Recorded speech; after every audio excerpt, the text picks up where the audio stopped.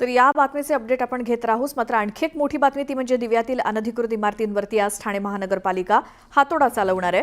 दिव्यातील मुख्य चौकात असलेल्या काही इमारतींवरती ही कारवाई होणार असून याबाबत नगरपालिकेकडून अजून कोणतंही स्पष्टीकरण देण्यात आलेलं नाही.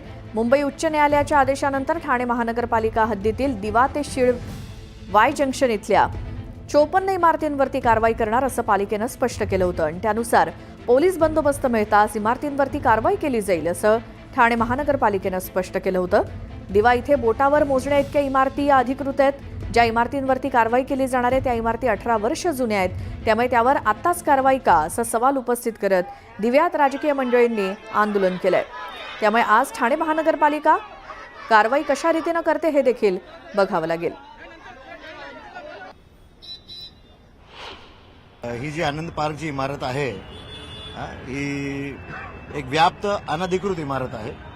तर सर्वप्रथम इथले जे नागरिक आहेत यांना एकदम विहित कार्यपद्धतीनुसार यांना बाहेर काढण्यात येईल. त्याच्यानंतर आम्ही महापालिकेतर्फे इथे डंपरची पण व्यवस्था केलेली आहे. त्यांना त्यांचं सामान जिथे शिफ्ट करून हवं असेल ती महापालिका शिफ्ट करून देईल आणि एकदा यांचं सगळ्यांचं सामान शिफ्ट झाला, नागरिक स्थलांतरित झाले की त्याच्यानंतर ही जी अनधिकृत इमारत आहे याच्यावर महापालिकेमार्फत कारवाई करण्यात येईल. बिल्डिंग जुनी आहे हे मी मान्य करतो, परंतु बिल्डिंग अनधिकृत आहे हेही सत्य आहे आणि सिन्स ही बिल्डिंग अनधिकृत आहे म्हणून याच्यावर महापालिकेतर्फे कारवाई होत आहे. टीएमसी एका महिन्यात ठरवते का इथे दिवा चौकातली आनंद पार्क अशी बिल्डिंग नावाची बिल्डिंग आहे जी अनधिकृत आहे आणि जिला तोडण्याचा प्रयत्न करते. एका महिन्यामध्ये 4-4 वेळा कारवाई येतात, जेणे कुठलीही प्रकारची कोर्टाची हायकोर्टची नोटीस नाहीये डेमॉलिशनची. त्याच्यासाठी तरी सुद्धा इथे येतात. आम्ही त्यांना सुद्धा जबाब विचारला, बाबा तुम्ही काय इथे येतात तोडण्यासाठी, नक्की तुमचा काय अट्टा आहे? आम्हाला गरज नाही राहणार तर आम्ही राहणार कुठे, करणार काय? आम्ही पैसा कशासाठी लावला इथे? आमच्याकडे पैसा नसताना आम्ही दिव्यात का घर घेतो? माणूस दिव्यात स्वस्त घर आहेत म्हणूनच दिव्यात घर घेतो ना. मुंबई सारखी घेण्याची आमची ऐपत असते तर आम्ही मुंबई साईडला घेतली असते. जुनी बिल्डिंग सापडली आहे की जी अनधिकृत आहे असं ते म्हणतायत. मग आता जे अनलिगली काम चालू आहे त्याच्यावर हातोडा का फिरवत नाहीये? सरकारला ह्यातून काहीतरी फायदा भेटत असेल म्हणूनच ते लोक त्यांच्यावर हातोडा नाही फिरवत आहेत आणि ह्या जुन्या बिल्डिंगवर हातोडा फिरवायला येतात. तर आम्ही असं होऊ देणार नाही. घर नहीं रहेगा तो हम लोग जीने का क्या फायदा? इससे अच्छा मरना ही पसंद करेंगे हम लोग. हम लोगों को इससे अच्छा पहले फांसी दे दे, इसके बाद क्या आत्महत्या करेंगे. दिव्यामध्ये अनधिकृत इमारती म्हणजे जे यांच्या शब्दाच्या बाहेर आहेत, जे यांना स्लॅब मागे पैसे देत नाही त्यांच्यावरच कारवाई केली जाते.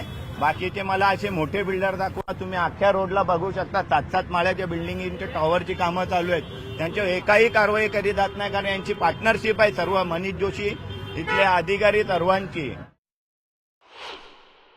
हे करत असताना महापालिकेकडे कोणतीही हायकोर्टाची ऑर्डर नाहीये की कुठेही हायकोर्टाने असं म्हटलं नाहीये की जाऊन आनंद पार्क डिमॉलिश करा वगैरे.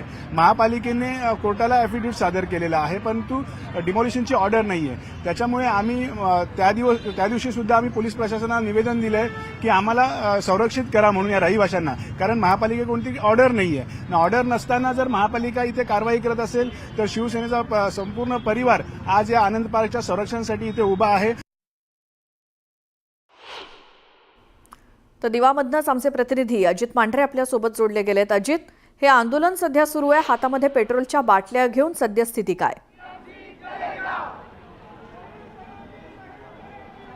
रहिवाशांचं आंदोलन अजूनही सुरू आहे. त्यांनी अजूनही रस्ता जो आहे तो इथं जाम केलेला आहे. मुख्य रस्ता जो दिव्यात मुळात स्टेशनपासून ते आतमध्ये आगासींपर्यंत जाण्याकरता आणि पुढे खर्डीपर्यंत जाण्याकरता एकच रोड आहे आणि हा रोड मुख्य रोड आहे. हा मुख्य चौक जो आहे हा मुख्य चौकातच या सर्व रहिवाशांनी इथं त्यांचं जे आंदोलन जे आहे ते सुरू केलेलं आहे आणि जवळपास 2 तास झाले आंदोलन जे सुरू आहे. काही महिला आहेत या इथं आपल्याला आंदोलन करत दिसतं, आपण त्यांच्याशी बोलूया. ताई, महानगरपालिकेची लोक जीसीपी घेऊन आलेले आहेत, हातामध्ये हातोडा आहे, कारवाई करायला आलेली आहेत, काय सांगाल? काही नाही, यांनी मागे जावं. यांची दादागिरी चालणार नाही. यांनी खरंच मला चले जाओ टीएमसी चले जाओ. आम्ही आजचंच आंदोलन नाही, 2 तास नाही झाले. आम्ही सकाळीपासून बसलेलो आहे, कारण की आम्हाला माहिती अशी भेटली की शनिवारी ते लोक तोडायला येणार आहेत. या आधी तोडून गेले, कारण काय इलिगल. अख्खा दिवा हा अनलिगल आहे, कोणाच्याही टॅक्स पावतीवर लिगल असा शिक्का येत नाही. मग फक्त आनंद पार्क हीच सोसायटी त्यांना का दिसते? आम्ही असं पण नाही, म्हणजे काय आमचं कारण ते पण दाखवायला ते तयार नाही. जाणीवपूर्वक केली आहे ते कारवाई? ते आता आम्हाला माहिती नाही, ह्याला पालिका प्रशासन जबाबदार आहे, परंतु पूर्ण दिवा काय सांगशील मित्र? बोलतात 2000 साली जर त्यांनी परमिशन नसती दिली तर या बिल्डिंग बनल्याच नसत्या. यांनी जर परमिशन दिली म्हणून बिल्डिंग बनल्या, म्हणून आम्ही घर घेतलेलं आहे. आमची एकच गुजारिश आहे की आम्हाला न्याय पाहिजे. जर एकच अनलिगल बिल्डिंग तुम्हाला दिसते आहेत 18 वर्षापासून टीएमसी अधिकारी कुठे होते? मग तुम्ही काय सांगाल? तोडायला घ्या. या रहिवाशांवरती अक्षरशः अनधिकृत आणि चुकीची कारवाई केलेली आहे. लँड ओनर आणि बिल्डरच्या कुठल्याही कल्पना टीएमसीला हायकोर्टाने जर कारवाई करण्याचे आदेश दिलेत, ऑर्डर दिलेली नसताना सुद्धा रहिवाशांना कुठलीही कल्पना नव्हती आणि अचानक एका महिन्यामध्ये 3 वेळा कारवाई, 2 वेळा तोडून गेले, गाळे तोडून गेले. त्याच्यानंतर आता पूर्ण नेस्तनाबूत करायला आलेले आहेत. रहिवाशांची एवढीच विनंती आहे की आम्हाला कोर्टामध्ये बाजू मांडण्याची एक निदान वेळ तरी द्या. तेवढाही वेळ पुरेसा नाही आणि आज लोकांची एवढी अवस्था झालेली आहे, लोक मानसिकतेने खचलेले आहेत. 10वी-12वीच्या मुलांच्या परीक्षा आहेत. हातात पेट्रोलने भरलेल्या बाटल्या आहेत. पेट्रोल घेऊन ते स्वतः आत्मदहन करण्याचा विचार करत आहेत. पेट्रोल स्वतःच्या अंगावर जाळून घेणार आहेत. बोला सगळ्यांनी. प्रशासनाला एवढीच विनंती आहे की हे जे 17 वर्ष जुने रहिवासी आहेत त्यांचा विचार करावा, त्यांच्या लहान मुलांचा, वृद्धांचा, यांचा सर्वांचा विचार करावा. आणि दिव्यात जर ह्या अनंत पार्कवर जर कारवाई होणार असेल तर माझं असं म्हणणं आहे की दिव्यात जेवढ्या बिल्डिंग अनलिगली आहे त्यांच्यावर सुद्धा कारवाई झालीच पाहिजे. श्वेता, ऐकलं असेल की एक महत्त्वाचा मुद्दा या महिलांनी स्पष्ट केला. बघा, हे हातात अशा पेट्रोलने भरलेल्या बाटल्या आहेत.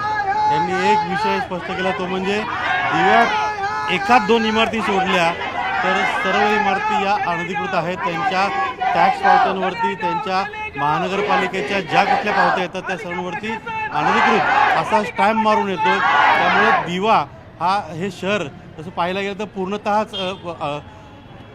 पूर्णतः अनधिकृत आहे. पण या 3 इमारतींवर कारवाई का, असा यांचा प्रश्न आहे. आणि त्याचसाठी हे सगळ्या रहिवासी आहेत, राजकीय पक्षांचे कार्यकर्ते आहेत. हा संपूर्ण रस्ता तू पाहिला असेल, सगळा रस्ता त्यांनी जाम करून ठेवलेला आहे आणि त्यांचं आंदोलन ते करत आहेत. ठिकठिकाणी त्यांनी बॅनर लावलेले आहेत. आता एकच पर्याय, आत्मदहन. त्याच पद्धतीनं रशी म्हणजे फास बनवून त्यांनी एक प्रतिकात्मक फास म्हणून या सगळ्या इमारतींवर त्यांनी लावलेला आहे. एक पुतळा देखील न्यायव्यवस्था सरकार यांचा उभा केलेला आहे. तिसरा दिवस आहे आमचा. शनिवारी सकाळपासून आम्ही असंच आंदोलन करतो, सगळ्यांना निवेदनं देतो आहेत. फक्त सगळ्यांनी आश्वासन दिले, पण पाठिंबा आणि आता एक तुम्हाला प्रश्न आहे. नुकत्याच लोकसभा विधानसभा निवडणुका होऊन गेल्या, आता महानगरपालिका निवडणुका आहेत. राजकीय पक्षाच्या लोक तुम्हाला सपोर्ट करतायत का, आणि करताय तर कोण करतंय? या सगळ्या तुमच्या आत्ता आंदोलनामध्ये त्यांचा किती सहभाग आहे? राजकीय पक्ष आम्हाला सपोर्ट करत आहे. आदेश दादा आहेत, आदेश भगत साहेब आहेत, त्यानंतर आपले माजी महापौर जे ठाण्याचे आहेत, मडवी साहेब, रमाकांत मडवी साहेब, तेही आम्हाला सकाळी शनिवारपासून आतापर्यंत आम्हाला सपोर्ट करत आहेत. महापौर रमाकांत मडवी साहेब आम्हाला स्टार्टिंग पासून पण मग हे सगळे सपोर्ट करत आहेत, राजकीय पक्ष अशा वेळी येतातच. माझा प्रश्न हा आहे पुढे की मग न्यायालयामध्ये किंवा सरकार म्हणून न्यायालयामध्ये इथली आपली बाजू का मांडली गेली? सर, आम्ही गेलेलो कोर्टात, पण बाजू मांडायला आम्हाला अजूनपर्यंत कोर्टाने दाखीलच होऊन ठाणे महानगरपालिका सरकारच्या अधिकारात आहे, व त्यांनी त्या महानगरपालिकेला सांगून तिथं तशी भूमिका का मांडायला लावली नाही? त्यांनी भूमिका अशी मांडली सर, त्यांचं म्हणणं आहे का आमच्या कमिशनरने ॲफिडेव्हिट, आम्ही तेच म्हणतोय, आमच्या बिल्डिंगला कुठल्याही प्रकारचे कोर्टाचे आदेश नाही आहेत तोडायचे. आम्ही सुद्धा उच्च न्यायालयात गेलोय, उच्च न्यायालयात नाही, आम्ही सुप्रीम कोर्टला गेलोय. सुप्रीम कोर्टला आम्ही आमची याचिका दाखल केली. त्यांनी म्हटलं तुमच्याकडे डेमोलिशनची कुठली ऑर्डर आहे का? सुप्रीम कोर्टला आम्ही म्हटलं आमच्याकडे कुठल्याही प्रकारचे डेमोलिशनचे ऑर्डर्स आम्हाला आलेले नाही आहेत. मग त्यांनी म्हटलं की तुम्ही परत एकदा हायकोर्टात तुमची याचिका दाखल करा आणि दाखवा का ऑर्डर नसताना सुद्धा मग हे लोक कारवाई करायला का येतात तुमच्याकडे. हे लिटरली त्यांनी परत एकदा आम्हाला हायकोर्टला जाऊन सांगायला सांगितलं. तेच आमची 4, 5, 6 तारीख मार्चची ही आमची हायकोर्टात आहे. त्यासाठी आम्ही वेळ मागतोय. आम्ही लिटरली लिगली वेळ मागितला. प्रशासनाला आम्ही म्हणतोय तुम्ही सुद्धा कायदेशीर जावा. इथली लोक जर कायदेशीर जातात तर तुम्हाला सुद्धा कायदेशीर जाणं गरजेचं आहे, पण ते करत नाहीयेत. ही त्यांची हुकुमशाही चालली आहे. पुन्हा एकदा इथं आपण जर पाहिलं तर अधिकारी आणि रहिवाशांचे काही प्रतिनिधी पद्धतीनं हे सगळे लोक जे आहेत इथे, हे सगळे इथं चर्चा करतात.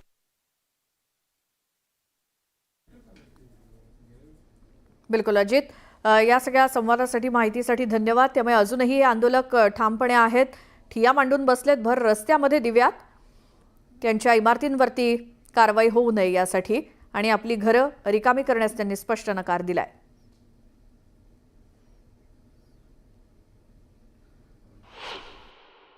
नागरिकांच्या कुठल्याही बिल्डिंगला हात लावेल नाही असं मी आयुक्तांशी चर्चा केलेली आहे. सन्माननीय महाराष्ट्राचे मुख्यमंत्री एकनाथजी शिंदे साहेब असतील, खासदार श्रीकांतजी शिंदे साहेब असतील, आमचे पदाधिकारी तिथे पोहोचलेले दिव्यामध्ये उपमहापौर रमाकांत मडवी असतील आणि काही नगरसेवक आहेत, ते सर्व तिथे पोहोचलेले आहेत की कुठल्याही प्रकारे नागरिकांना दिलासा देणार का आपण काम करणार आहोत. म्हणून सर्वजण आम्ही नागरिकांच्या पाठीशी आहोत.